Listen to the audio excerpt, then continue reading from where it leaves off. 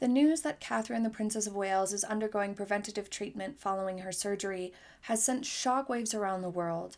It's incredibly sad for both her and her family, and her video was absolutely heartbreaking.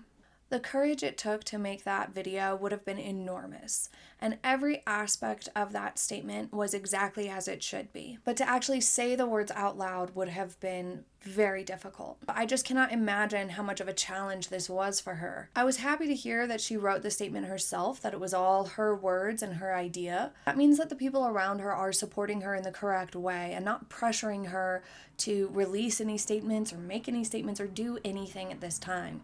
That they're letting her lead the way, and that is exactly what should be happening. Those who made light of the situation or who released comments that were questionable, or those who peddled in the conspiracy theories and dirty rumors should be ashamed of themselves. In particular, the group of celebrities, commentators, news people who have bigger platforms. People like Kim Kardashian and Stephen Colbert should apologize publicly, not just because it was insensitive, but because it was irresponsible. This is a perfect example of why you shouldn't be doing those sorts of things in the first place, in particular when it has to do with something like medical issues. I'd be surprised if Piers Morgan didn't, and I was relieved to see Blake Lively did. The outpouring of love, support, and well wishes was huge, but so was the shock. The public is still processing this, so it's worth pointing out that for people who are just fans or supporters of Catherine, the Princess of Wales, or just know of her, are still processing this information.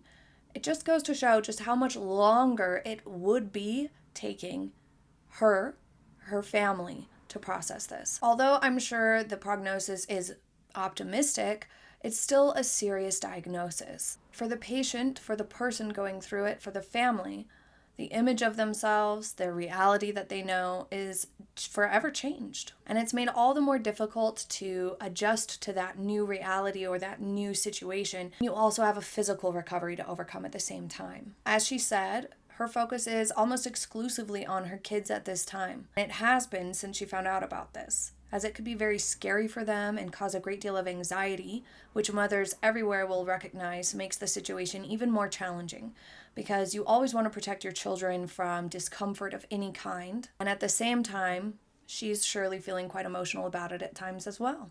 So it's absolutely devastating and an incredibly difficult situation for them as a family and for her.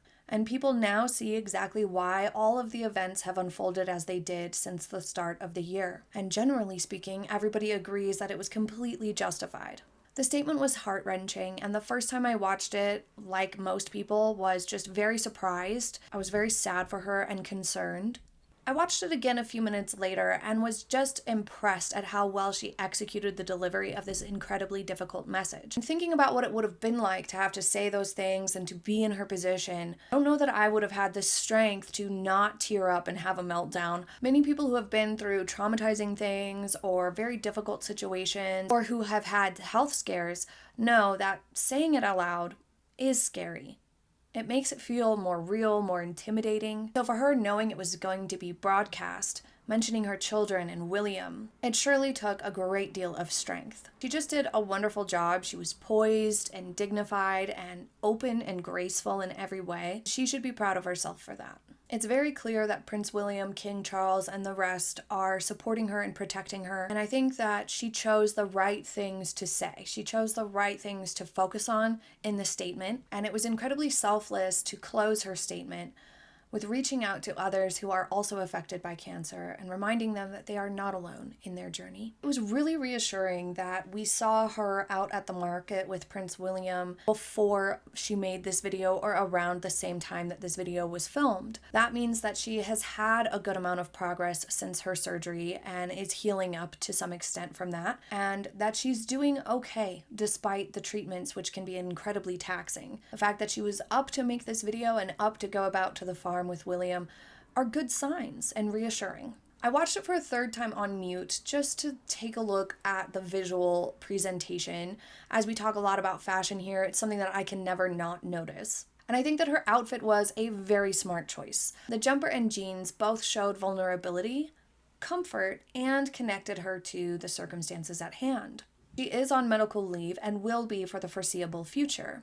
So it wouldn't make sense to do the statement in a suit or something fancy or anything businesslike. She also didn't choose a dress, which may have sent a completely different vibe. This was really honest and really grounded in the reality of the situation to choose something, one would say, normal clothes. Although her hair was styled very nicely, it wasn't a fussy or overdone hairstyle, and it was a hairstyle we are used to seeing her in. The makeup she chose was a very natural look. There may have been temptation to add more color to the face or to do TV makeup that's a little bit more heavy and contour, things like that. Just going with something really, really natural and light was good. It was the right choice. It was not just honest, but also it allowed that vulnerability and connection to her to be there, to see that this is how she actually is right now.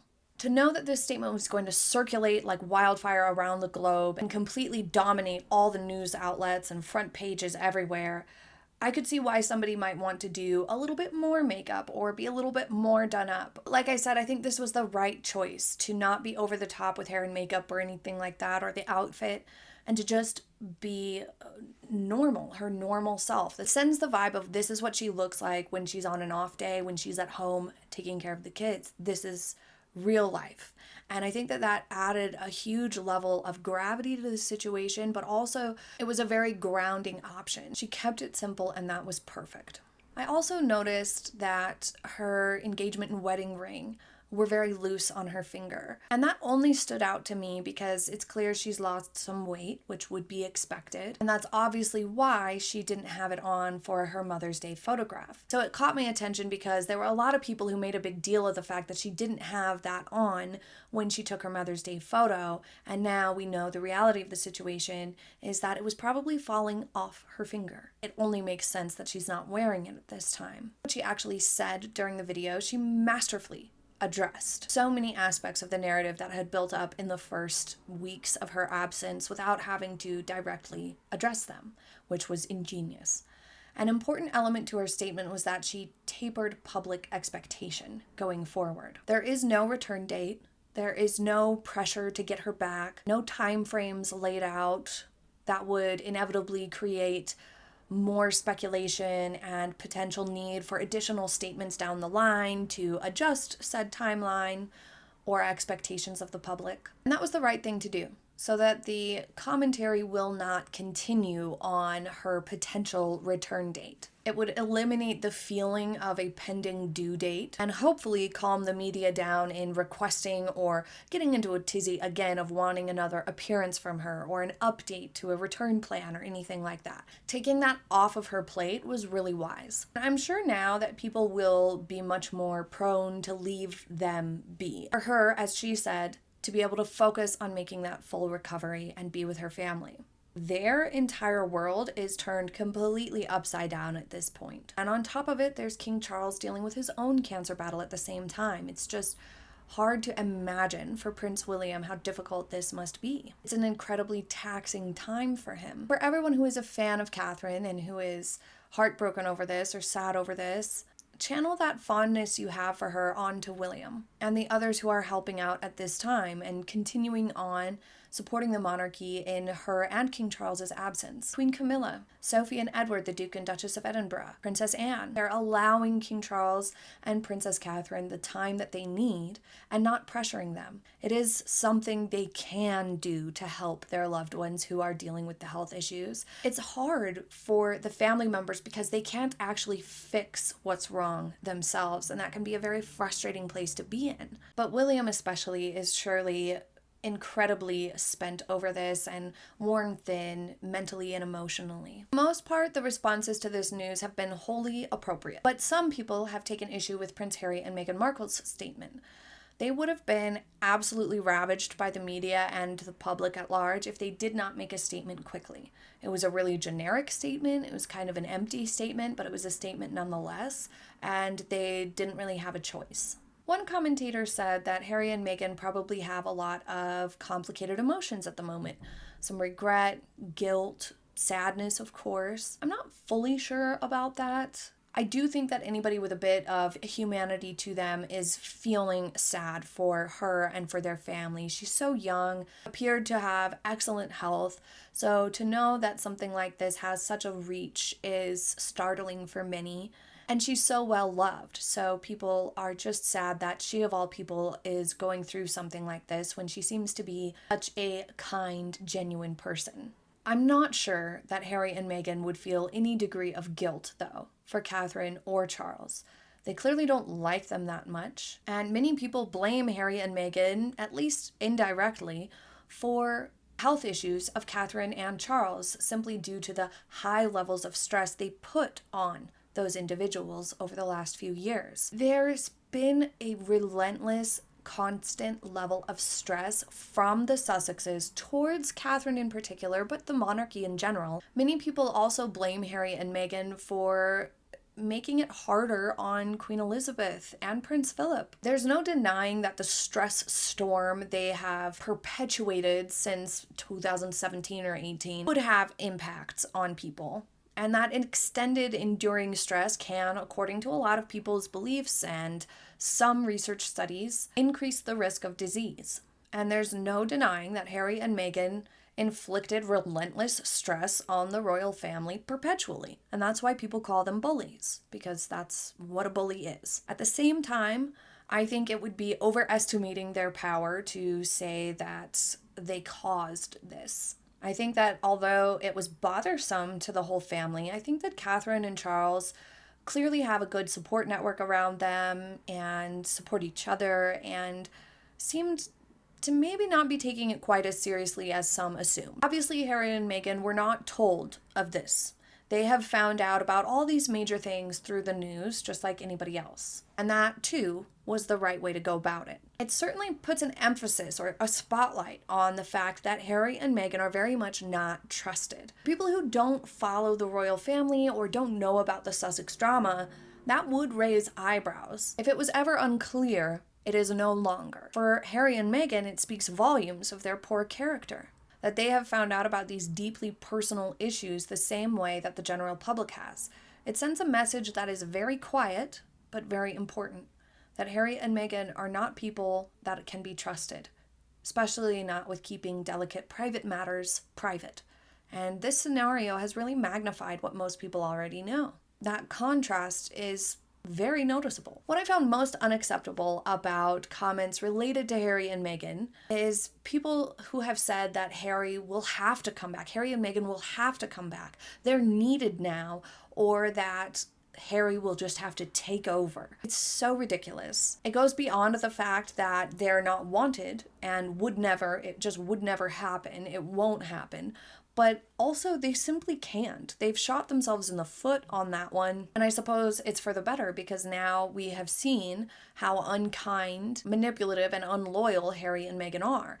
And in a situation like this, high-profile people, the monarchy, they require discretion and loyalty. So Harry and Meghan are quite simply disqualified from taking over or returning in any capacity. That ship sailed.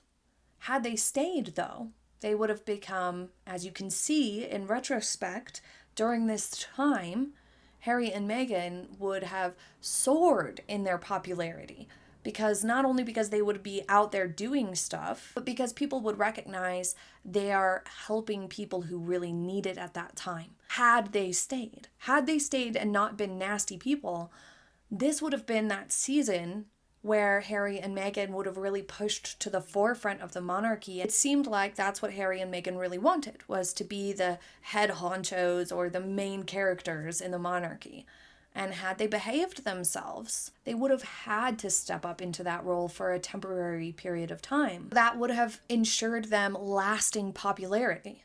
But we didn't have that pan out. They chose to be rude. They chose to leave, throw tantrums, and cause constant stress and be bullies instead of dealing with problems like grown-ups and working through issues and being patient and giving something time to work out, which probably would have ended up rising to incredibly high levels of popularity during this time simply because they would have been needed and seen as being very kind and selfless to step up during this time.